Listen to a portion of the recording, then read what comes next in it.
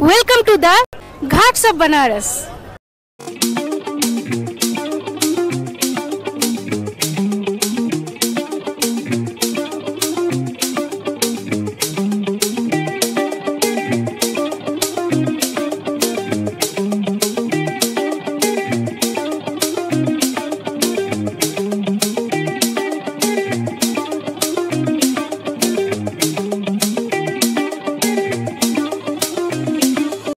बनारस বা বেনারস এমন একটি শহর যে জায়গাটা মোটামুটি ভারতের উত্তরে অবস্থিত হলেও সেখানে কিন্তু আসে মানুষ পূর্ব পশ্চিম দক্ষিণ সব জায়গা থেকে।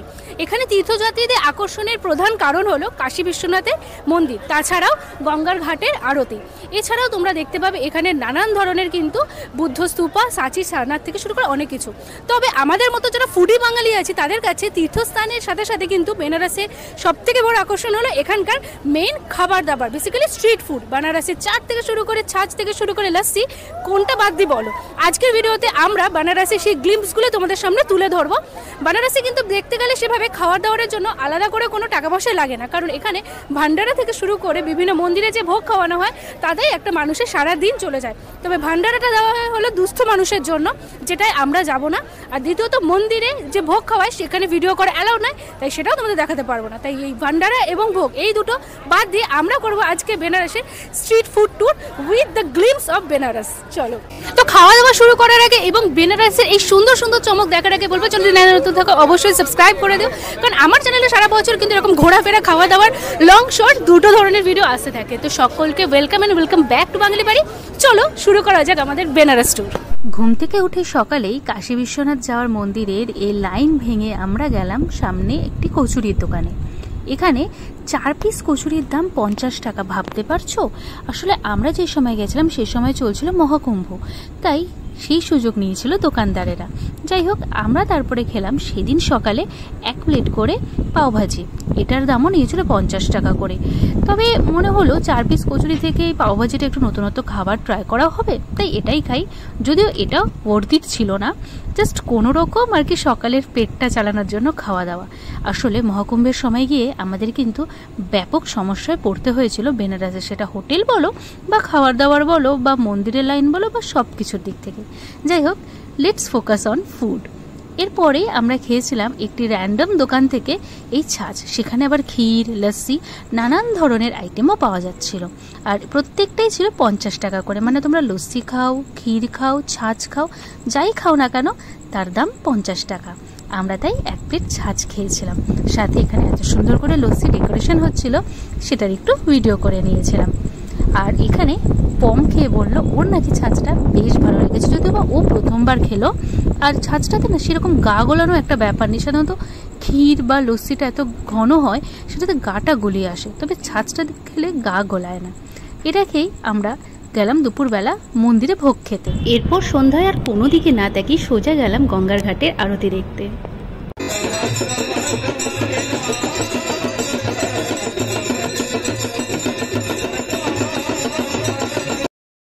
এখানে না 10 টাকা করে খুব সুন্দর প্রদীপ পাওয়া যায়, যেখানে খুব সুন্দর মালা দিয়ে এরকম ফুল দিয়ে সাজানো থাকে। সেই প্রদীপ নিয়ে সন্ধ্যাবেলা গঙ্গাতে ভাসালাম। এরপর গেলাম আবার কিছু স্ট্রিট ফুড ট্রাই করতে।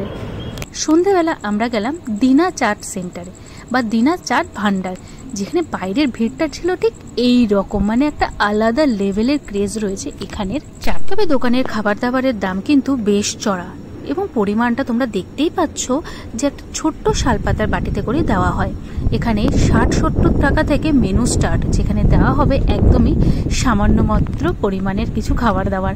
যাই হোক, দোকানের এতটা ক্রেজ দেখে ভাবলাম হয়তো সত্যিই কিছু ভালো হবে খাবার। তো এখানে এসে আমি এখানকার টমাটার চাটটা ট্রাই করেছিলাম।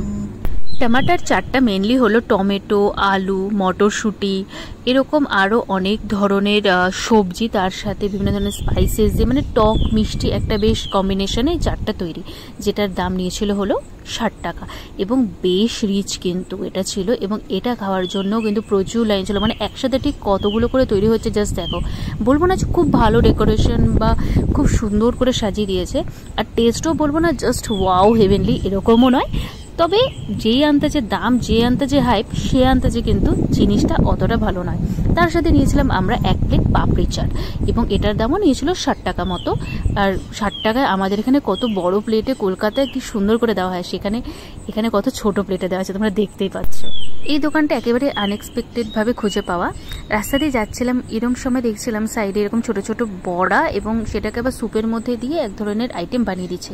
জিজ্ঞেস করাতে বললো এটা হলো ভেজ মাঞ্চুরিয়ান, যেটা উইথ গ্রেভি দিয়ে যদি খাও এটার দাম হলো 20 টাকা প্লেট। তো দেখে বেশ টেম্পটিংই লাগছিলো, তাই 1 প্লেট নিয়েছিলাম।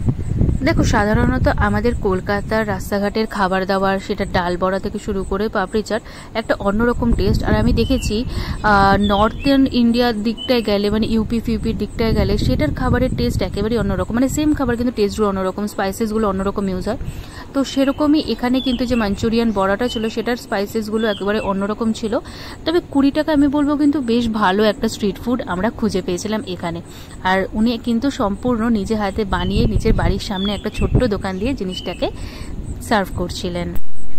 বেনারসের প্রতিটা অলিগলিতে এরকমই ছড়িয়ে রয়েছে আরও প্রচুর প্রচুর খাবার, কোনোগুলো পরিচিত আবার কোনগুলো একেবারেই অপরিচিত মানুষের কাছে। সেটা তোমরা যত ঘুরবে, দেখবে, এক্সপ্লোর করবে, ততই ভালো লাগবে, ততই তোমরা অ্যামেজড হয়ে যাবে। তবে আমি গেছিলাম পরিবারের সাথে, সেখানে বয়স্ক মানুষ, ইয়াং মানুষ সবাই ছিল, এবং সেক্ষেত্রে টাইমিংয়ের জন্য আমি অনেক জায়গায় হয়তো এক্সপ্লোর করতে পারিনি। তবে ইচ্ছে আছে ভবিষ্যতে গেলে আবার বেনারসে সেই জায়গাগুলোও এক্সপ্লোর করব। বেনারসের খাওয়া দাওয়া থেকে শুরু করে ঘোরা, পুজো, আরতি সবই দেখিয়ে দিয়েছি তোমাদের আজকে ভিডিওতে। আজকে ভিডিওটা এখানেই শেষ করছি। আমাদেরও বেনারস ট্রিপ শেষ, এবার আমাদের বাড়ি যাওয়ার পালা। দেখা হচ্ছে নতুন আরেকটা ভিডিওর সাথে খুব তাড়াতাড়ি। ততদিন সবাই সুস্থ থেকো, ভালো থেকো, দেখতে থাকো বাঙালি বাড়ি। Bye bye.